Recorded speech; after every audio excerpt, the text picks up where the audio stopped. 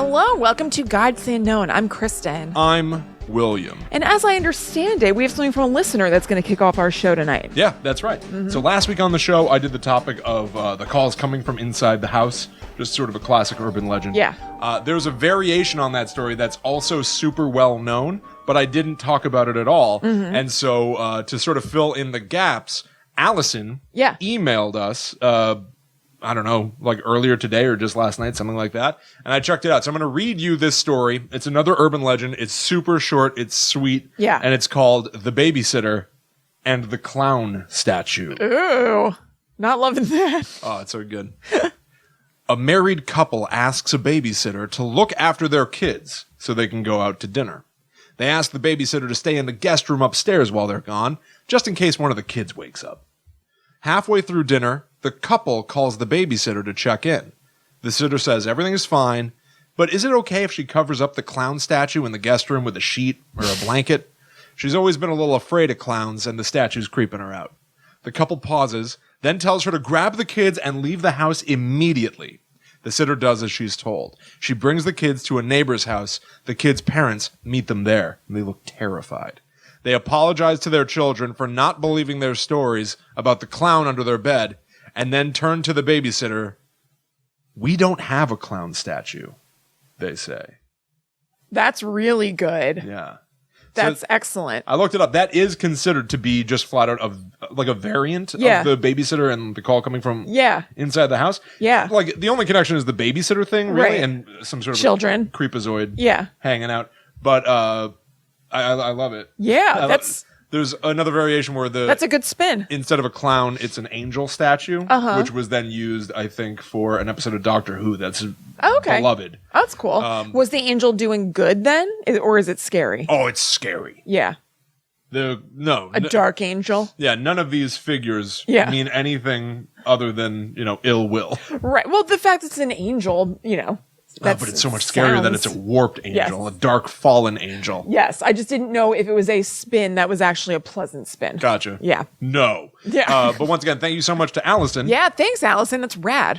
And that also made good on our hopes that people would send us scary stories. Guys, keep it coming. Yeah. Yeah, any local urban legends, just little scary stories that you've written or you've heard, send them on over. Yeah, plus it was wonderfully short and sweet. Yeah, exactly. To the point. Right on the money. Bingo. There Bam. you go. Out of the way. Done. All right, Stinker. All right. You go first. I'm going first? Yep. All right.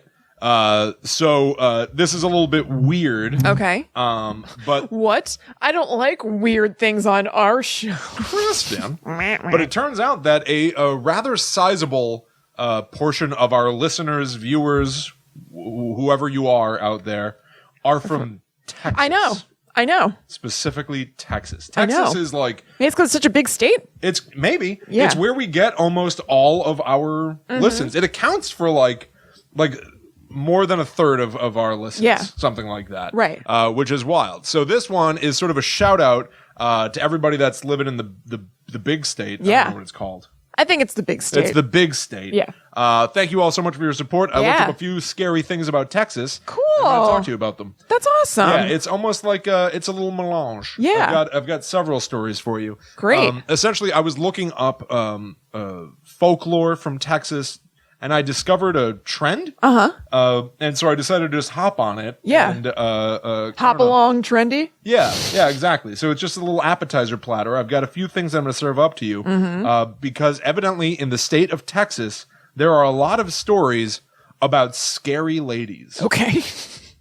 So It's going to be a scary lady charcuterie. yes, exactly. Now, you talked previously in episode 12 of the show, a million years ago. You talked about the women in white. Yeah. It's sort of a type of ghost, whatever, haunting, upset, weeping women, Yeah. stuff like it's like that. a subgenre. And in talking about that, you mentioned the first thing I'm going to tell you about, La Llorona. Yeah.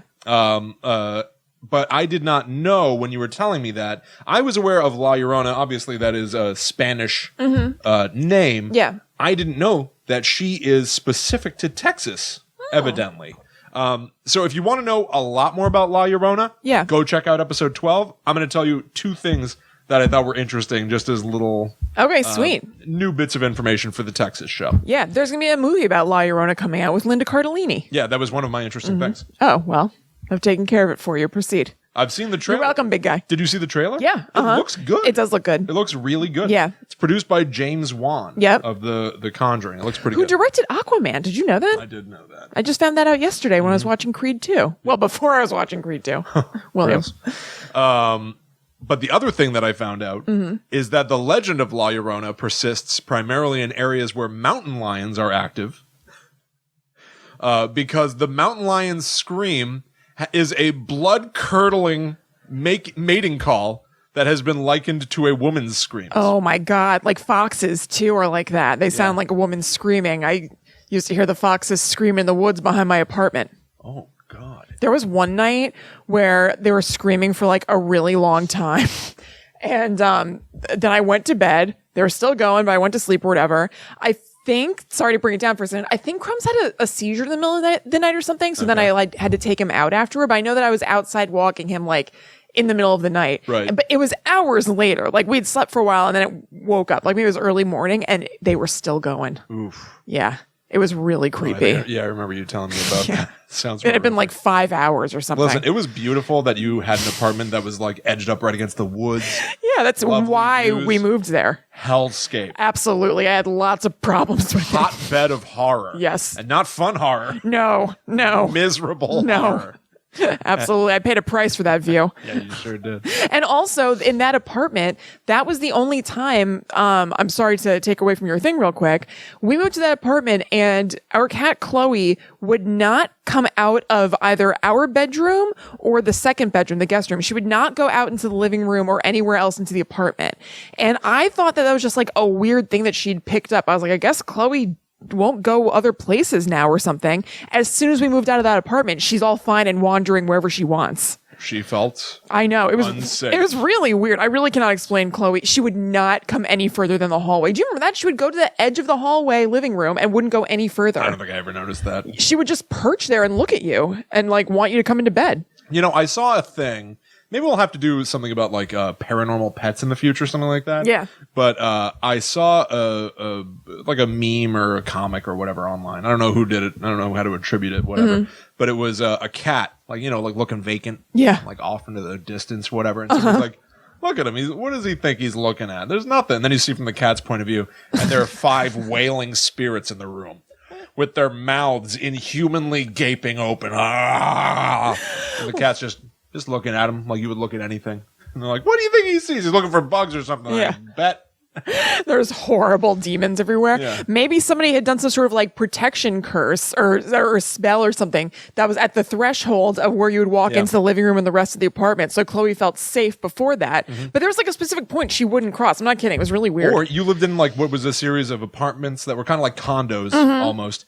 Maybe before that development of that land, it was all forest. And there was a cabin in those woods where, you know, an old hermit murdered a bunch of people. Maybe. And then they raised the house, got rid of the forest, and built all those apartments there. And where your apartment was situated is where his old cabin was. And so the spirits are there. Yeah. But only right there, not in the back bedrooms. William could very well be. Also, right outside our door, there was a tree trunk that had nails. I would say like, I don't know, 50 nails. Just nailed into it in a ring around the tree. There's just like a big section that just had iron nails all coming out of it. Iron is supposed to be like a protective sort of thing. Yeah. There was that tree that had that carving in it that kind of looked like Batman or a demon. And there was also, at the base of one of the trees, about like, I don't know, like a dozen small little terracotta pots all together with like some stuff in them. Do you remember that? No, Yeah. not at all. I have no recollection of that. Do you remember the nails? No. Really? No. Huh, I think I have some pictures. And I have a picture of the weird face carved into the tree. What a weird... I know, it really was. That doesn't sound good. Wow. How long did you live there? 2 years. You should have moved after the first week. What a nightmare. I had so many nice walks, though. The convenience couldn't be beat. You know I like to take a woods walk. I know you do. I know you do. All right, sorry. All right. So moving on, another sort of brief Texas scary lady. The Lady of White Rock Lane. Ooh. This is a very sort of classic It's also basically a woman in white, by the way, what I'm about to say to you. But it's also a sort of classic urban legend. So I'm just going to tell you what this is. We've all heard versions of this. Okay. A woman drenched in water. So you're driving along the road. You see a woman drenched in water. She asks for a ride home. And while they're driving, she tells her rescuer that she lives on Gaston Avenue. I thought it was Gaston Avenue. a fun little detail. Before they arrive at the destination, she disappears from the car entirely, leaving behind a wet car seat and a terrified driver. Yeah, that's sweet. Oh, wonderful. Wonderful. All right, so now we're going to get to the big ones. Yeah. Moving into some big guns. Cool. Let's talk first about the donkey lady. Okay. All right. In San Antonio in the 1800s, a wealthy merchant guy is riding past a farm. On the farm, they've got a bunch of animals, such as horses, chickens, donkeys. Okay. As this wealthy merchant is driving along, somehow he gets into an altercation with a donkey. I don't know. I'm not going to worry about how. As he's driving? Well, he's riding a bit of a carriage or something. So he gets bitten by this donkey. Oh, boy. And he starts retaliating against the donkey.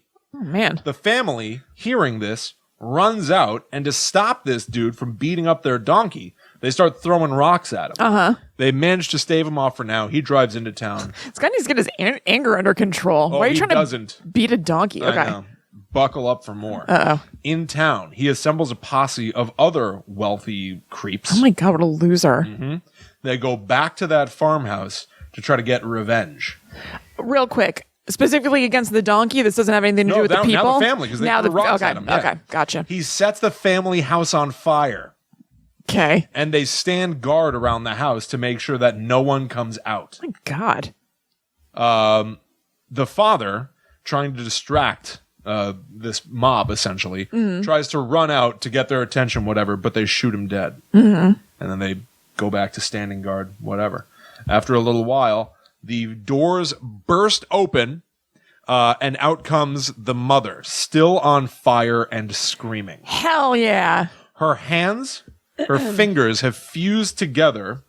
Oh, God, like Pinocchio. What look like hooves. Uh-huh. And her face is now distended and lengthened. And she my God. runs out of the house, but runs past them. Okay. To a bridge nearby. She jumps off the bridge into the water to douse the flames. Yeah. Her body is never found. Uh-huh. That sounds right. But to this day, people say that if you drive over that bridge at dusk, there's a good chance that you will run into the donkey lady. She no longer resembles a human, and she's been driven insane by what happened to her. And if she sees you, she will pounce on you Oh, God. and devour you. Oh, God. Wow, what a good story. Just like a donkey. Yeah, just like a donkey devours people. So that story starts with a guy fighting a donkey. Yeah. And it's the story of the donkey lady. So you start going like, all right, how do we get donkey plus lady? Right. It all starts with a donkey. And then it's just that she is in a fire and looks like a donkey? No, it seems like she transforms into the donkey or something, like in honor of it. Like she's taken on its anger and traits or something, because that's where this all started. Yeah, I don't quite understand, but yeah. That's fine. Yeah, whatever. It doesn't matter. That's sweet. Do we find out what happens to that guy and his stupid friends or anything like that? Is there any... No. They just get away with it scot-free? Yeah, they just run off. Yeah. But I've got like a million, excuse me. I've got like a million sources that I'm going to share with you. Okay. So TexasCryptidHunter.blogspot.com has this sentence that I liked. It is said that if you park on the bridge, shut off your headlights, and wait, you will almost certainly encounter something truly terrifying. Ooh. Which I liked. Yeah. From Weird US, they tell a story of somebody encountering the donkey lady all these years later. She's essentially a ghost. Yeah. You know? So this is a story that's in WeirdUS.com. It's about a guy who's camping with a bunch of kids, whatever. As they're camping, they hear a sound. They think it's an animal. They look over. They see a not human, not animal thing snorting and snarling. Yeah. They throw all their gear into the truck. And then, seconds later, a horrible apparition bounded upon their hood and began shrieking at them through the glass. Ooh, donkeys do have a terrible noise. Yeah. It was the ugliest thing any of them either ever saw. Is that the thing that you'd be like the most? That's the ugliest thing. That's my first thought. This is so ugly. Ew. Yeah. This thing is so ugly. Weird. They swore it looked like a donkey, but it was mostly human. I picture them all sitting in the car as this thing's like pounding on the windshield. Yeah. What do you think it is? What percentage donkey do you think this thing is? I don't know. 50% or more. Anyway. But boy, is it ugly. It screamed at them more as the truck continued to move away from the weeds and into the road. It used its deformed hands to punch at the windshield and broke it in many places. This does sound very scary. Yeah. The father hit the brakes. The thing slid off the hood and onto the dirt road. Throwing the truck into reverse, the father floored the gas pedal and put some distance between him and the thing, backing into the weeds off the road. He then put the truck into first and stepped on it again. That thing was coming up on them fast. They said it almost looked like it was a wild animal with an incredible look of rage and hatred in its eyes. Real quick, almost? Like, are we Very talking about... nearly. Yeah. We're talking about something that looks like a donkey. Yes. Go ahead.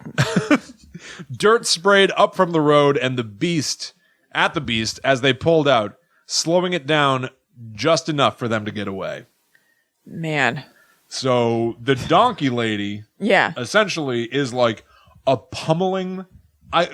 She is filled with a righteous anger. Yes. The one thing that like I feel is an interesting takeaway from the donkey lady. Mm-hmm. I'm sorry, this is ridiculous. It's so complicated. But Yeah, it is weirdly complicated. overcomplicated for such a short story. Yeah, totally. But the one thing that I like is the idea that like she was driven insane by this. Yeah. She's like, well, if I'm a monster, I'll be a monster. Oh, yeah, I'm or all something like in that. on being a monster. And yeah, right. she'll just like pummel, bludgeon, whatever the hell. Whoever happens to come across her path. Yes. Yeah, Yep. she's changed. Absolutely. She's not her anymore. All right. She is Donkey Lady. She is the donkey lady. Yeah. All right, on to the next one. The Angel of Death of Bexar County Hospital. This is from hauntedhouseinfo.com. Okay. At Bexar County Hospital, there are stories of a lady in white making her way down a hall, performing her own Dr. Kevorkian-esque rituals. You know, Dr. Kevorkian was a good guy. Can we not? Well, she's killing people just like he did. But for, like, out of the goodness of her heart, or is she a bad guy? Because I assume that this is a scary story, right? Yeah, this doesn't seem like a good story. Yeah. So people use Dr. Kevorkian like he was just like an angel of death doctor killing people left and right. Here's a question for you. Can Yeah. you imagine Billy Crystal going, paging Dr. Kevorkian? Yes. Yeah. What is that seems like from? something you would have said, right? Yeah. Maybe it's from like Analyze That or something. Maybe, yeah. Not Analyze This. The sequel Analyze That. Yeah. I'm not sure if he ever did, but doesn't that Paging sound Dr. exactly Kevorkian. like something he would say? Yes, absolutely. Cool. Perfect. Just checking. At the time when the story first circulated, there was a rash of deaths taking place on a ward, and they were going in order from room to room. While it's natural to have deaths in a hospital, these deaths were progressing in order according to room numbers. Ooh. So room 101, and then room 102 is next. Yeah. And the person in room 103 is like, Oh boy. uh-oh, Yeah. Yeah. shouldn't have come in. Yeah. You know? It's said that several patients, before meeting their demise, would ask who the nurse in the old-time uniform was that kept coming into their room in the wee hours Always of the old morning. time. Now, many patients in this ward had video and diagnostic monitors on them with displays at the central nurses station. Nurses could quickly review patient stats there as to not disturb them. But the weird thing was that abnormal stuff started to happen. Patients would be seen talking with or holding out their hands to someone not seen on the monitors. Privacy curtains would suddenly close around the bed, obstructing the camera's view. Ooh, this is good. The strange deaths stopped when one patient died and the next room was vacant. So essentially, Oh, yeah, there was no one to kill in the next it room. as well stopped. Spirit moved on. So wait, so maybe 101, 102, 103, 104. There's Yeah. one and 105. Well, I better bounce. I'm out. Wouldn't it be easier to just skip to 106 than to have to move to an entirely different hospital? But who knows how these things You gotta work. get out. Yeah. You gotta get out. The ghost showed up to that room and was like, I suppose my work is done. Well, wait, William, maybe this was a good ghost like Dr. Kevorkian, because if it was holding patients' hands, that kind of suggests, well, it depends. Because I was going to say, maybe it suggests people who were like really suffering and on their way out anyway, and who wanted to die. And maybe it was a spirit that was like holding their hand and being like, okay, I'll help take care of you. But it could be an evil spirit that's like doing that in a fake way where they're like, yeah, I'll take care of you, but holding their hand still. It'll be fine. Yeah. And then you're like taken into hell. To hell, yeah. Yeah, exactly. Now, they mentioned in that little story that there were a series of deaths in that ward. I'm not going to get too much into it. Yeah. But there was a woman who was found guilty of killing at least 60 infants and children. Oh my God. In that same 60. hospital. God almighty. In Bexar County Hospital. Oof. So this story may be a corruption of a true crime. Yeah, kind of a reaction to it. Yeah. Huh, God. Isn't that crazy? Yeah, totally. But like the old-timey nurse uniform. Yeah. You can see it. There's an imprint of a nurse who would have been doing her regular rounds. Right. Coming into the room. Yes. And she doesn't know to check that newfangled equipment because she wasn't alive at a time where there were computers. Right. So she's going room to room with Yeah. a little clipboard. Good evening, Mr. Gregory. I'm here to check your vitals. Yeah. You know. Yeah. What? Kill me and get it over with. I know what happened to 104, 103, 102, and 101. Take me if you think you can. It's my time. Eager. Yeah. Eager. Bring it on. Bring it on. All right. Our final scary Texas lady. This one's my favorite. This is a really good category. Scary Texas ladies. Couldn't believe it. I was looking up all this stuff about Texas, and like almost every other one was about the this lady, the that lady. Yeah. So here we go. This is my favorite one. The candy lady. Okay. This might be one of my favorite things I've ever come across in my research for this show. Excited to hear it. The candy lady of Texas. Just to also throw out a way too specific detail for people in Texas who are like, hey, you're talking about my place. Yeah. This took place in Terrell, Texas. Cool. All my peeps in Terrell say, yeah. Yeah. Okay. So here's the story. This is wild. So children in Texas, this is what I've come to understand. Yeah. Children in Texas, theoretically today, whatever, in recent years, tell the story of the candy lady, which harkens back to a time where children woke up, sun's rising, roosters making noise. Right. And they look out the window. And what do they see on the windowsill from the outside? A piece of candy. Oh, God. Well, that's nice. Oh, God. This is almost like some sort of a Santa Claus or an Easter type bunny. Yeah. Anyway, moving on. Ignore it. So they see a little piece of candy. An Easter type bunny. Yum, yum. What a sweet boy am I. Yeah. Open the window, take the candy, unwrap it, pop it in your mouth. Pop that dum-dum I picture dum-dum. being a taffy. Sure, a little taffy. Yeah. And you look like the boy. Who's the kid that put his thumb in a pie and was like, "What a good boy!" Oh my God, I know what you're talking about, but I don't know the name. Proud. Cheeks stuffed with toffee. Augustus Gloop-esque. Yeah. Pick the chicken's eggs. Yeah. Nothing can upset me today. I got my candy. Anyway, so this happens for a while. The kids aren't telling their parents because their parents are going to take the candy away. Yeah, Every totally. morning when they wake up, on the windowsill, a new piece of candy. Until it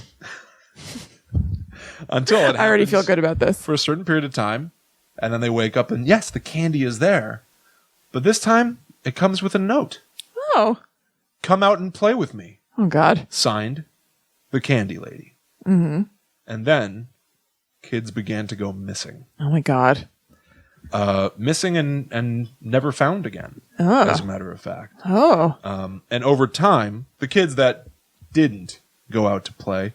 Wait, real quick. Is this a true story you're Hold saying? on, hold the phone. But wait, why did you mention Terrell? Was that about this? Hold. Okay, yes, okay, that was all right, about okay. this. Hold All the right. phone. All right, I'll hold my taffy. The kids who didn't go out to play with the candy lady, Mm-hmm. as they're getting older, start to realize just how strange this is. Yeah. And so they begin to tell their story, receiving candy every morning, Uh-huh. and eventually a note requesting that they come out to play. Uh-huh. And the story of the candy lady begins to grow. Mm-hmm. And then a farmer nearby, another farm, notices as he's tending to his fields, little candy wrappers on the ground, littering his field. Picking up the candy wrappers, he untwists them, thinking, "Oh, this is going to be a sweet toffee." And yet, when he unwraps the wrapper, children's teeth, Ooh. children's rotted with sugar teeth. wrapped up like candy all over his field. So the farmer, being a farmer, plants them. plants them. Out come these kids. Why, thank you for growing me. Yeah. Can I have more candy? That's a kid from Texas? Yeah. Okay. It is. Also, it's not an old man? In Terrell County, they talk like that. Yeah. So it's not an old man. Yeah. So the man tells the police that he's finding these children's teeth wrapped up like candy on his property. The police come to investigate. They can make no progression with the case. They don't know what the hell this is, whatever. But a week or two later, the farmer is found dead in a ditch. His eyes stabbed with forks and filling his pockets candy. Ooh. The candy lady. So It's her calling card. it is her calling card. So Now I'm picturing double bubble gum. double bubble gum. Yep. Okay. It's switched in my mind. Absolutely. Keep me up to date with whatever Sure, candy sure. you're thinking of at any given moment. Of course. So so anyway, so now the theory is that the candy lady gives you candy to lure you to take you away. Yeah. Where she continues to maybe perhaps fatten you up with candies, and then stabs forks in your eyes, rips out your teeth. Oh, all right. So almost a Hansel and And you're Gretel never seen it again. vibe. A little bit. Yeah. A little bit. I don't know where the forks are coming from. But this does appear to be based on a true story. Because nearly anybody that you will see talking about the candy lady on the internet will immediately start telling you the story of Clara Crane. Oh, okay. God, what a good name for a bad guy. Is she a bad guy? Well, let's see. Clara Crane and her husband Leonard had a daughter named Marcella. And Marcella, unfortunately, was killed in a farming accident By a candy truck. by a candy. Okay. She was killed in a farming accident at a time when her father, Leonard, was supposed to be supervising her, but he had taken to the whiskey. Yeah. And so the daughter dies. Clara Crane goes ahead and kills Leonard with poisoned candy. Okay. And is found not guilty by reason of insanity and sentenced to an insane asylum. In the insane asylum, she, using ripped up bed sheets, makes a doll of a child, which she names Marcella Okay. after her daughter. Yeah. The inmates say they can hear her talking to it and singing to it at night. Now, there was an overcrowding problem in the asylum, and Clara Crane, it was decided, was a non-violent patient. Okay. There's no more room at the inn, essentially. Right. And so she would be released to make room for more dangerous patients. Yeah, they probably figured that her crime was specific to her husband. She's not going to be What a else threat is to she gonna others, do? right? So Clara Crane is now happy that she's going to leave. She writes a letter to her sister Agatha, of which I have an excerpt. Oh. Dearest Aggie, I am elated. I have been informed by Dr. Matthews that Marcy and I will be returning home in less than 3 weeks. As you can imagine, Marcy can barely contain her excitement. Every night she asks, "Is tomorrow the day when we can go home, Mother?" Very soon, I will be able to tell her yes. Oh, boy. So Clara Crane is obviously not well, Right. not healed, not rehabilitated, Right. but is being released Yeah. regardless. Right. She goes back to the family farm, and that's when the neighborhood kids begin to disappear, Oh, my God. creating the legend of the Candy Lady, still discussed today. Holy crap. So to all my friend in Texas, if you wake up in the morning and there's a delicious sweet on your windowsill, feel free to take part.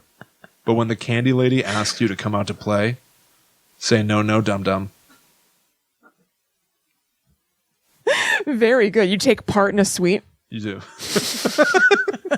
Partake. You participate. Yeah. You participate in having sweets. Yeah. No, the Candy Lady. I'm sorry. I'm being ridiculous about it, but the Candy Lady. No, the legend of the Candy totally. Lady. Yeah. So here's the thing. I've been doing a lot of research about this. I Yeah. found photographs of Clara Crane. I found a newspaper article talking about the woman who poisoned her husband, named Yeah. Clara Crane. Quick question. This is so stupid. I can't believe I've already forgotten. What does she have to do with candy?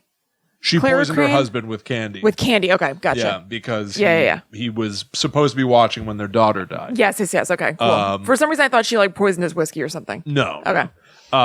And so then it just seems like candy became her means. Publicly, it was her thing. Her medium. Yeah. For killing people. Yeah. So is it proven or anything that she was the reason that children were going missing?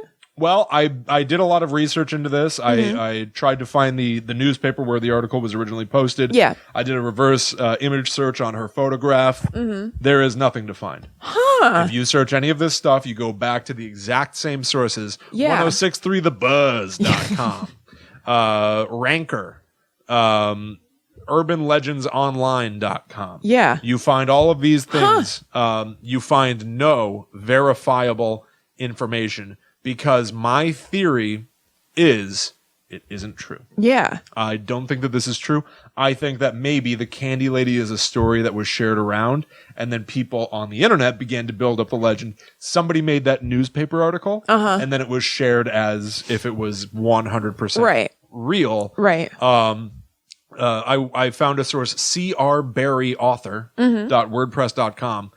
Posted an article where they're like, I can't verify this. I don't think it's true. Yeah. I think the exact same thing, which is why I don't feel, usually I feel super guilty talking about anything that's like even remotely true. I think. Well, this was also such a long time ago. It's, right, a little different. Yeah. True. But we're talking about like insane asylums and like a woman that lost her mind. Totally. And her kid was killed. Like, it's horrible. Yeah. But I don't think it's real. No, I don't think so either. It might be. Yeah. But to the best of my knowledge in trying to search for this, I could find nothing that would validate any of this information. And I think if it were true, that would be such like, it's so fantastical, that case in some ways, and exactly the kind of thing that public gloms onto when it's proven. Like, I feel like there would be sources about that. Absolutely. So I think you're right. I think people just have heard the candy lady thing and they drew parallels to the woman who killed her husband with candy who was in the same area. Oh, if that's even true. Oh, you think maybe that's not even I'm true? saying the whole thing might not be true. Clara Crane may not be a real person. Maybe there is some, case that this is based on, but even the article that I found, I don't believe it's real. If anybody looks this up, you'll see these things. You'll see a photo of Clara Crane, and you'll see the newspaper article where it said that she killed her husband. But the newspaper article, it looks like an old article, but like there's no information on it. You know what I mean? There's nothing about the newspaper. So you think itself. somebody like doctored up a thing to look like a newspaper article? Yeah, I mean, they could have. They could have. It just seems weird. It is weird. I mean, like, why? Yeah, but I've got this article. Yeah. Wife poisons husband with candy. Clara Crane, 28 years old, was arraigned in the Haddock Street courthouse Wednesday morning. Mrs. Crane is suspected by Ellis County sheriffs of murdering her husband, Leonard Gilbert Crane, 41 years old, by poisoning on Friday. I think this is not true. Could this person be an author who, like, the person who has the blog, like C.R. Barry? What is this blog about? Because it's not like it's a news website. It's their website, right? Yeah, but I don't Conspiracy fiction author. Okay. I mean, but this is only from 2017. I have articles that go back further, I think. Oh, okay. Why don't you go back up to the top so we can read the whole thing of what it says?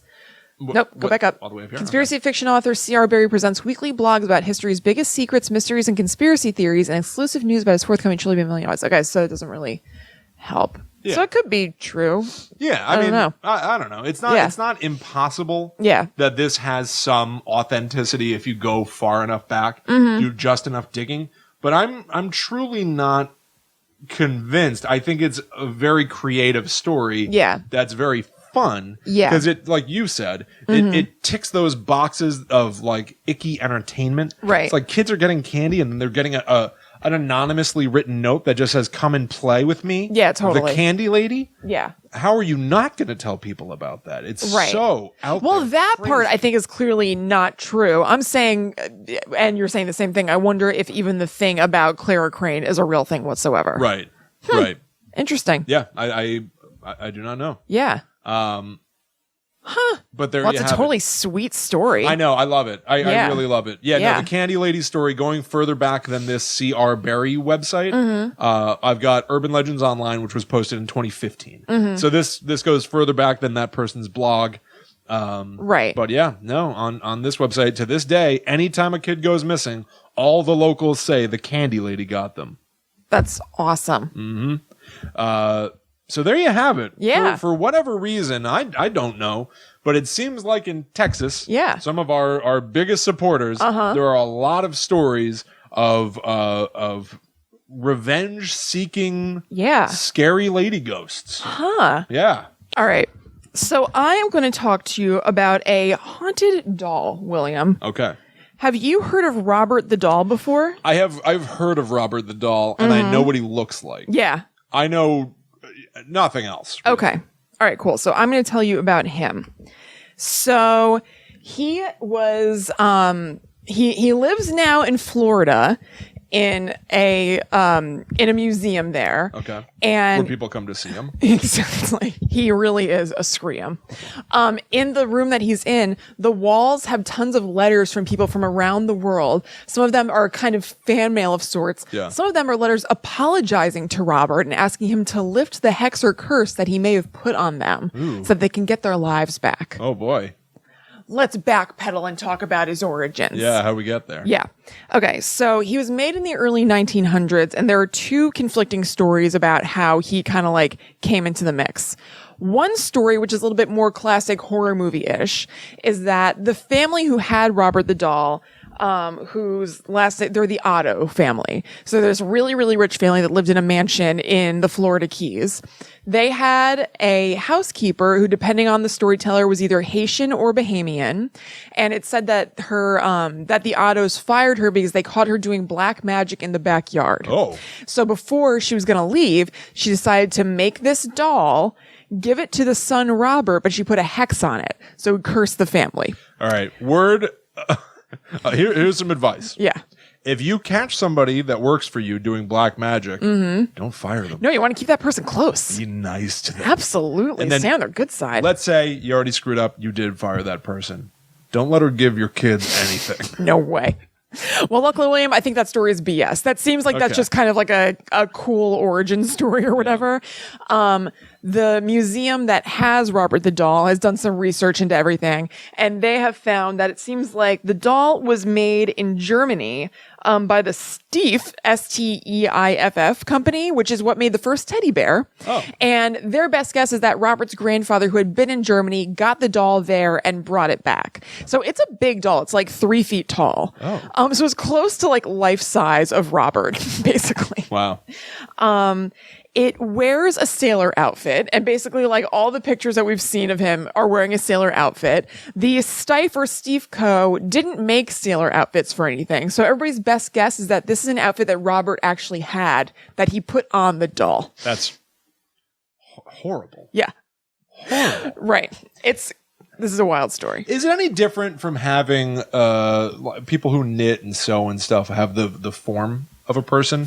I think it was kind of similar, but it did have facial features. And at one point, apparently had a face that like kind of like a jester's face, but that is obviously worn off over time. And there are no pictures of it with that kind of like former glory. Ooh. Yeah. All right. So the kid who got Albert. Whoa. Albert. Sweet nickname for Robert the doll. That's how you abbreviate Robert. Albert. Albert. Oh, you can go from William to Will, Kristen to Chris, Right. Robert to Albert. So the kid who was gifted the doll, his name was Robert. It was Robert Eugene Otto. And he decided he wanted to name the doll Robert because he thought it was like kind of like him, because it was like kind of tall. He put it in his clothes or whatever. He's like, now this is Robert. This thing is pretty much me. Basically.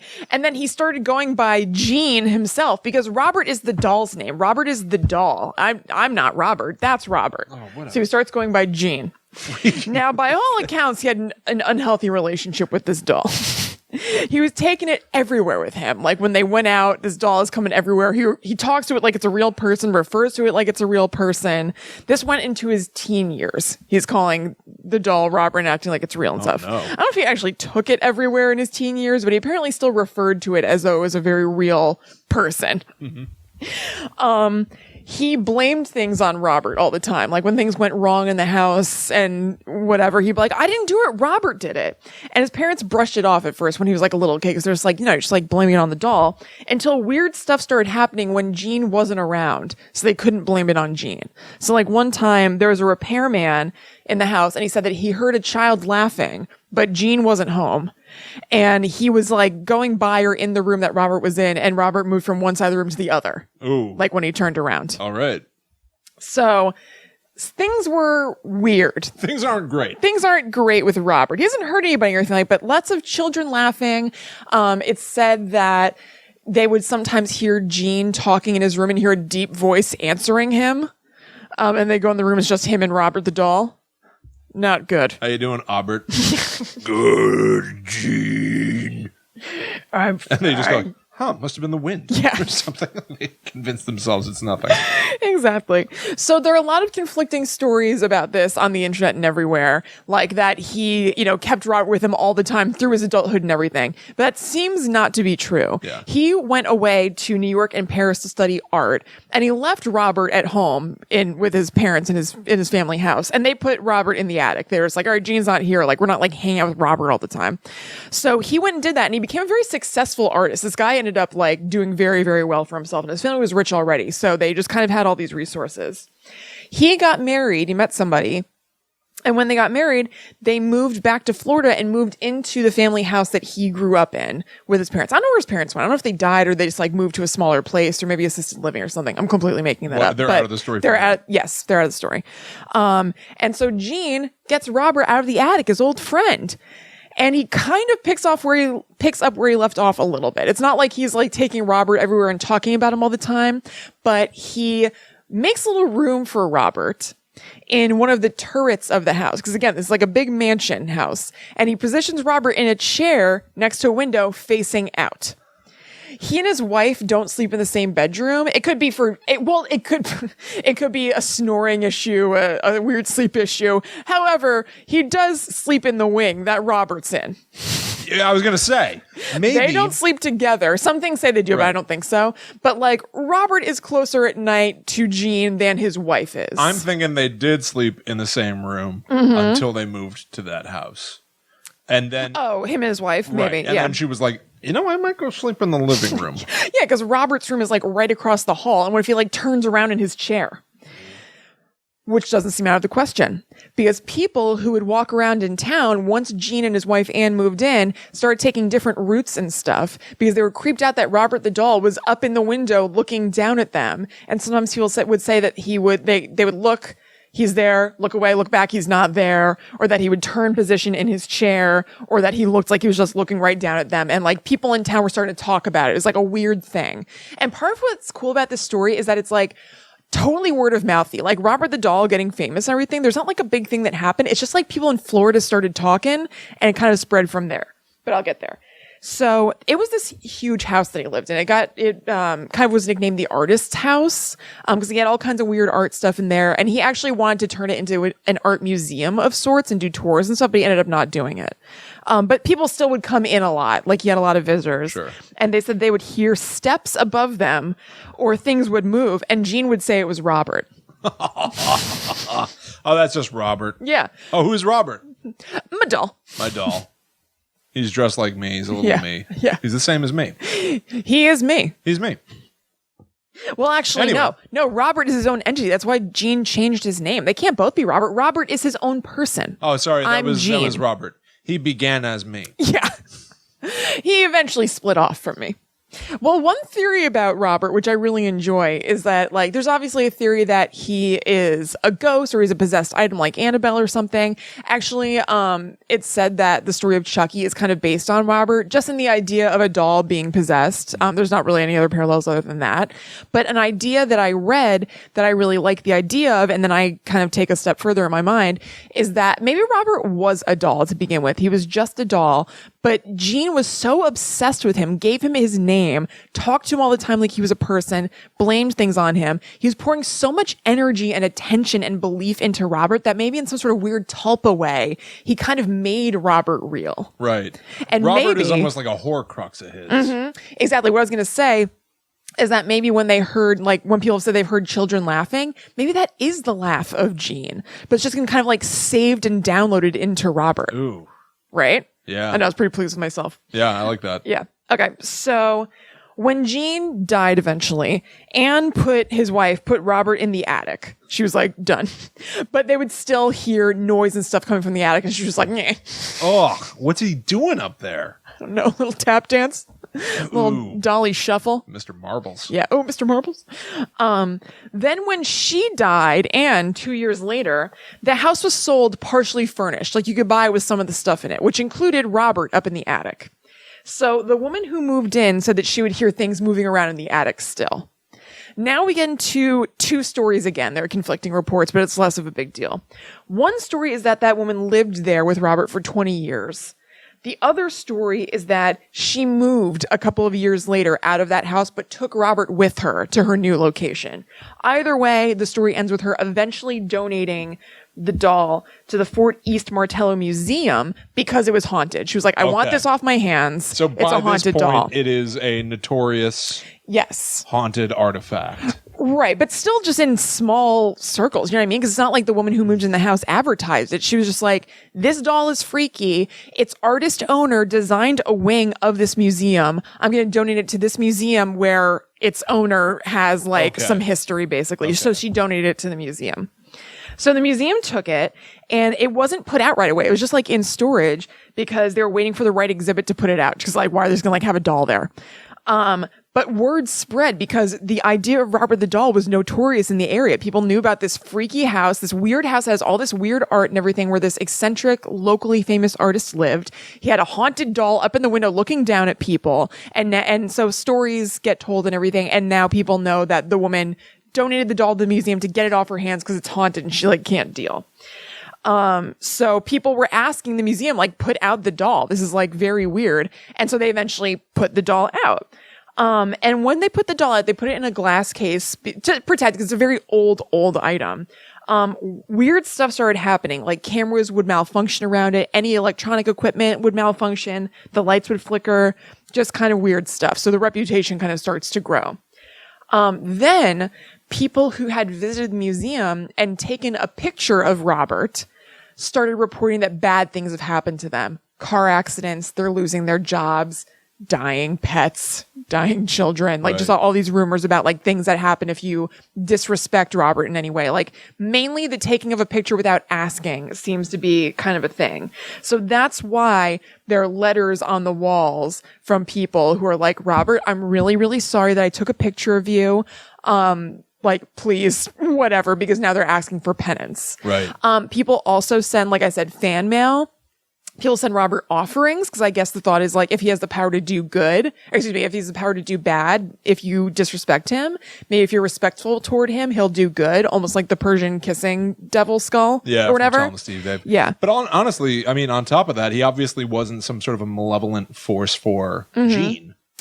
No, he never did anything bad or evil, just creepy. So what I'm saying is they were obviously friendly. Oh, yeah. So he's capable of not being bad. Right, and, right. Maybe at best he's capable of being completely neutral. He won't harm you. Yeah. But they obviously had some sort of a friendship, companionship that endured for decades. So he's capable of not being some sort of a little beast. Yeah, exactly. He's not purely a malevolent spirit who's out to do bad things to everybody. Right. So people send offerings too. They send candy because somehow the word got out that Robert loves sweets.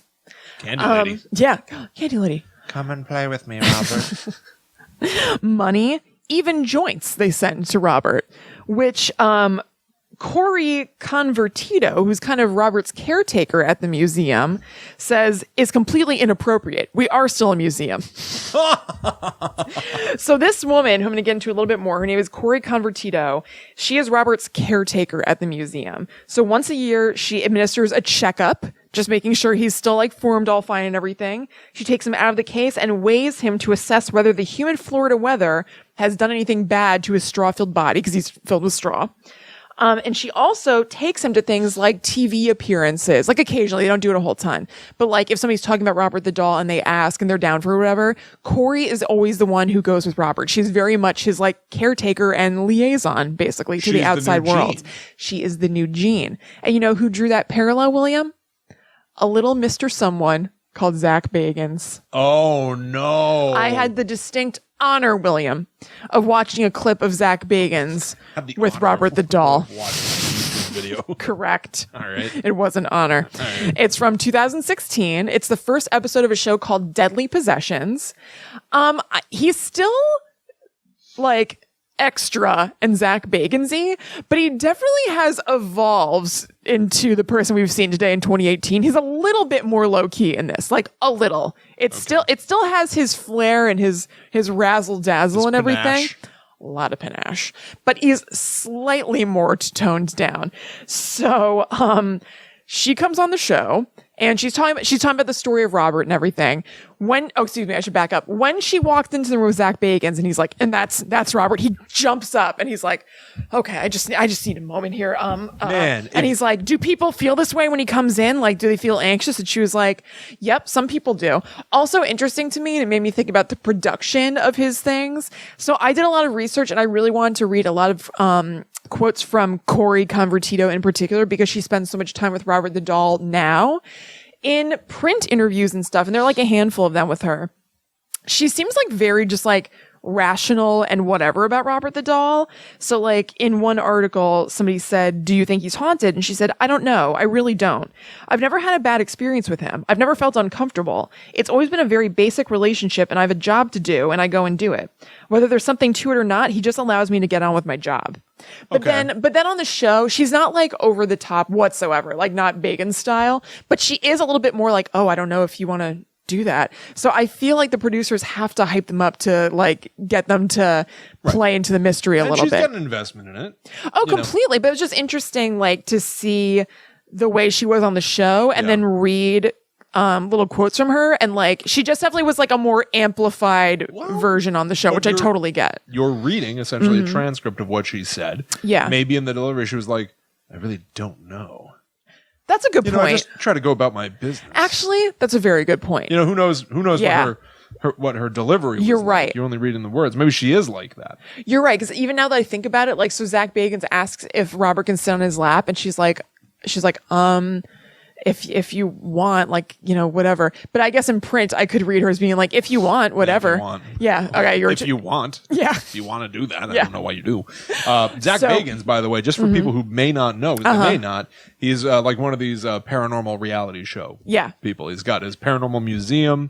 He did a Halloween live stream that we watched. We watched it live for like 2.5 hours. Yeah. And it felt incredibly scripted. Yeah. There was a witch in the basement who keeps going, I let all the spirits loose. Oh my God. Lady Snake. Lady Snake.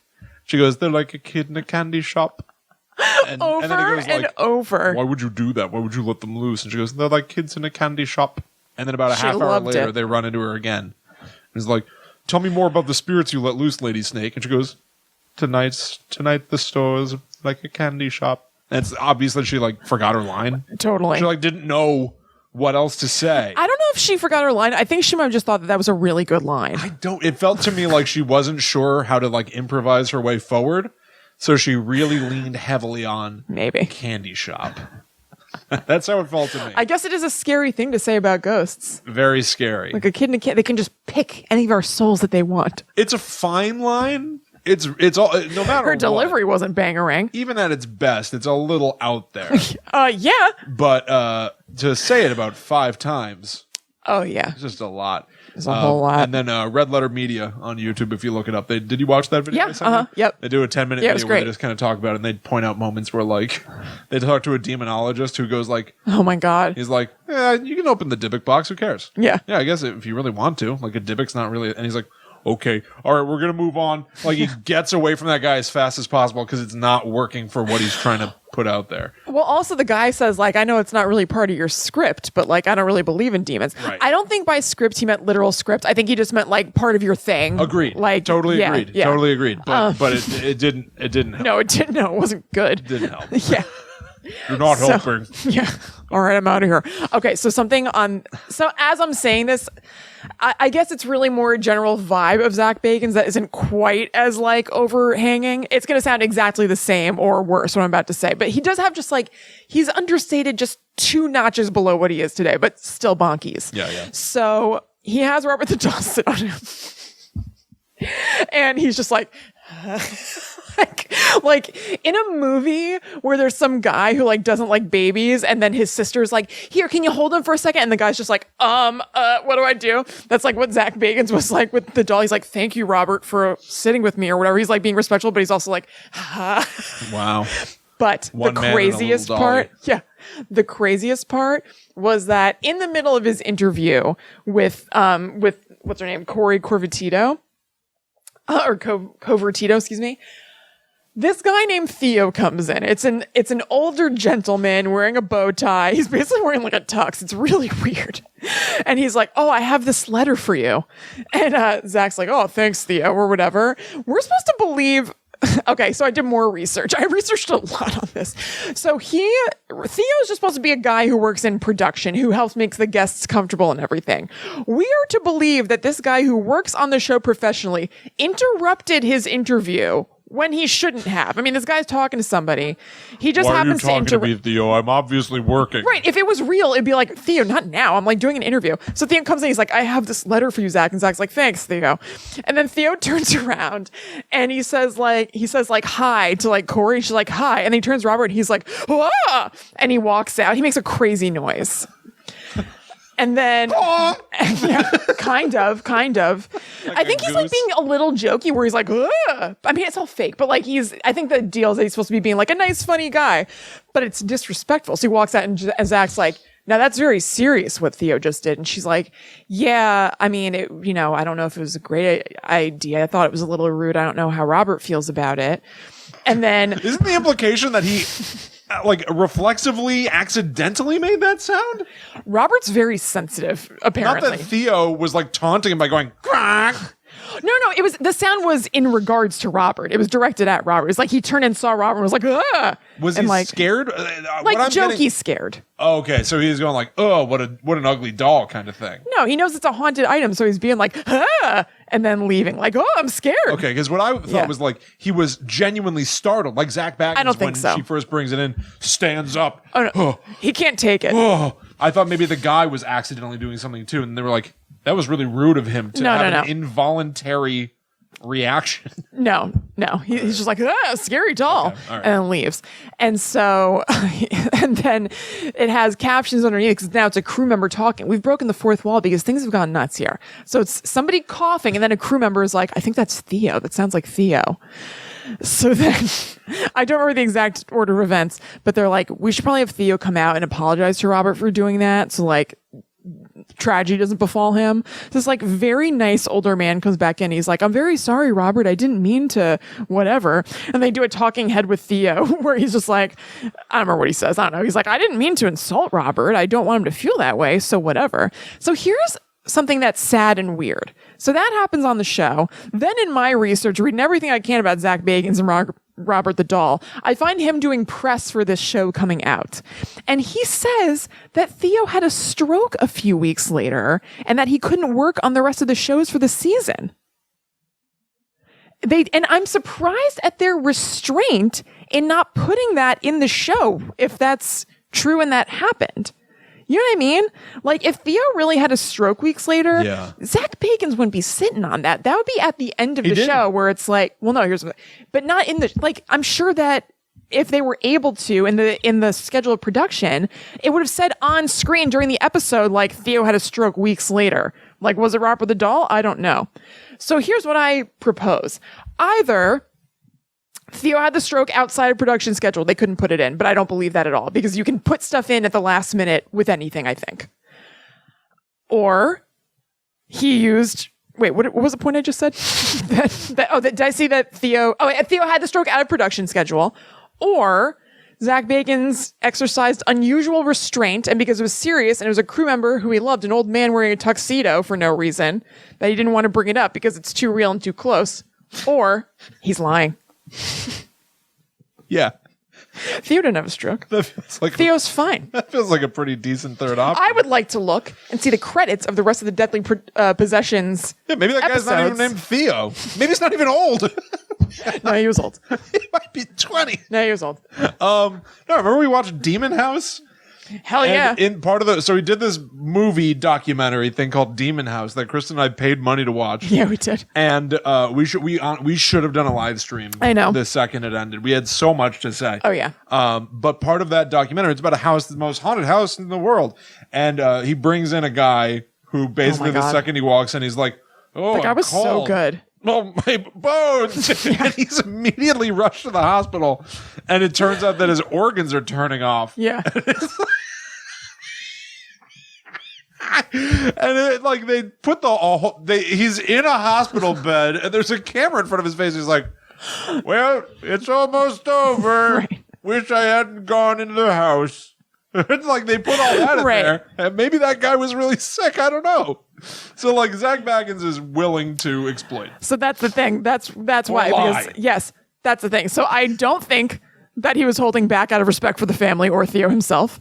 I don't think they didn't have time to put that in the show. I think when he was doing the promotion cycle for the show, he was like, "Why don't I slip this in there?" Yeah, and he had a stroke. Yeah. By the way, Right. Not only did he interrupt me during the interview to was give me some mail. Yeah, it was mail. It was a letter. He was like, "Letter for you, Zach." So that means that Zach, every time he gets a letter, somebody brings it to Immediately. him. No matter what he's doing, even if he's working and doing an interview on camera at the moment. Here's one more. Okay, Zach, here it is. Older guy in a tuxedo and a hat, if I remember correctly. Maybe Zach Baggins has such an inflated sense of self that he has the people that work for him, wait on him hand and foot. They're just like old butlers. So he's got this Yeah, he was just like an old butler. Yeah. elderly man wearing a tuxedo, giving him mail one piece at a time. Maybe that's all Theo could Or carry. maybe. He did look brittle boned. Maybe there's a whole bag of mail in the hall. And they take it one piece at a time. Oh, Theo. So anyway, that's Robert the Doll. Good God. It's not in Zach Baggins' care now, is it? No, it's in the museum in Florida. Still is? Yeah. So you said that he was the one that pointed out that this woman, what's her name? Corey. That she is the new Jean. Right. So he was like, well, it seems like Robert messed with everybody and was doing mischief to them except for Jean. He and Jean had a very close relationship. He never messes with you. Maybe he has thing, which I actually have to say, it's a cool point. Yeah. He's the thing with the caretakers. Jean was his caretaker, so they were all good and they had a nice relationship. You're his caretaker, so you guys are all good and you have a nice relationship. Okay. Fair point. Okay. All right. Yeah.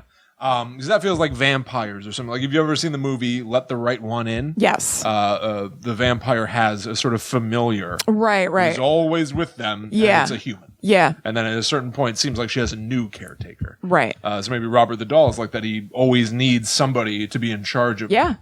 Yeah. Maybe.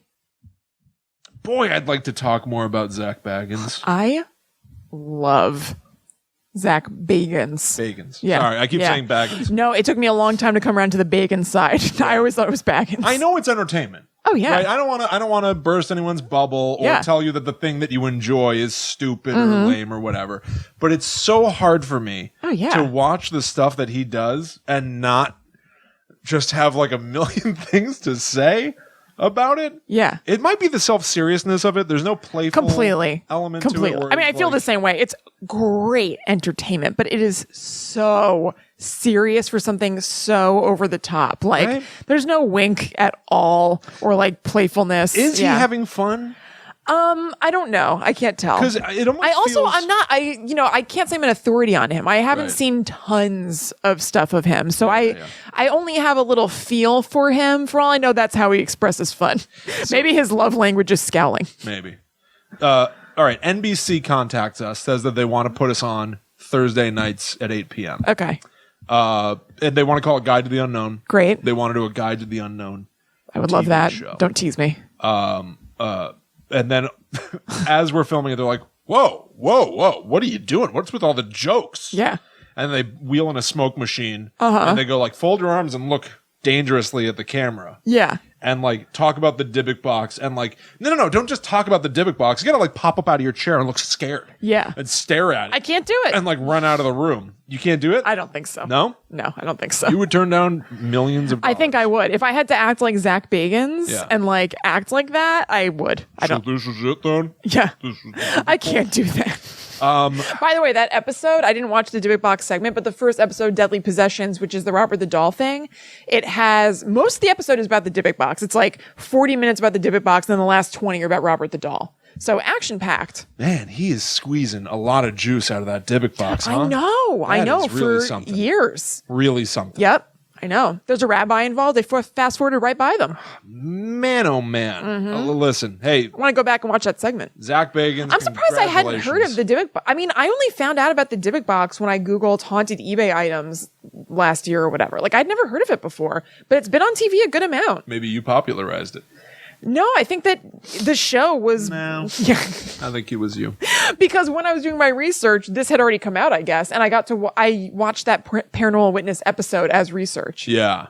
Okay. I'd never heard of it. I would, I want to talk more about Zach Bagans Okay, in the future. sure. I don't know how. I about to say, yeah, what are we going to do? I don't care. I Yeah. want to watch I mean, I'll reference him whenever he comes people across do in my... like Talking Bad, Talking Dead. Yeah, but I feel like you'll just be talking mess about him, and I don't want to Yeah. do that. I know, and that's the problem. But boy, it would be I think we fun. can privately talk about Zach Bagans all you want. I'll do it all day, but I don't want to publicly be having He's shows. just a guy where- that just has a job. He's just a guy with a job, Hell yeah. and he's good at it. Yeah, absolutely.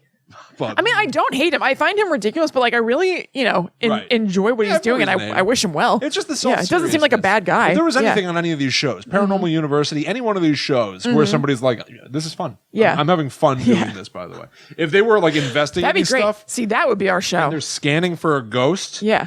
and in the middle they just go like, "Hey, everyone, can you just turn off your stuff for a second? I just want to say that I'm really excited to be doing this, and I'm really enjoying doing this with all of you." Yeah. We can take a light approach. Yeah, that would go a long way. I would love that. to me being into it. But there are some people who do that without having to say it as explicitly as that. Like some people who aren't just like, like as they're doing Right. something, you can tell that they're enjoying it. You know what I mean? True. I did that once in a meeting at my old job. What? No, we were all working on something. And I was like, just want to take a quick break. Yeah. I'll tell you all that this is really fun. I'm That's really enjoying nice. this. And then I felt like an alien. Well, it's probably because I mean, maybe we all do that because I do stuff like that. I felt like an absolute. We all moved on. Yeah. And I was like, oh, I'm a freak. Oh boy. Yeah. All right. But well, there a you have nice it. freak. Oh, sure. Yeah. Man, Yeah. there it is. That's it. That was a hell of a thing. Yeah. Guide to the Unknown Scary Texas ladies and Robert the Doll. is complete. Thank you all so much Yeah. for hanging out with us.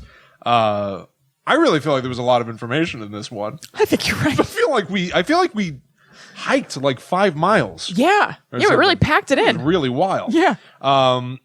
If anybody out there is interested in more Guide to the Unknown, go to talkbomb.com/GTTUpod, where you can Yep. get links to the show on every podcast app, on YouTube.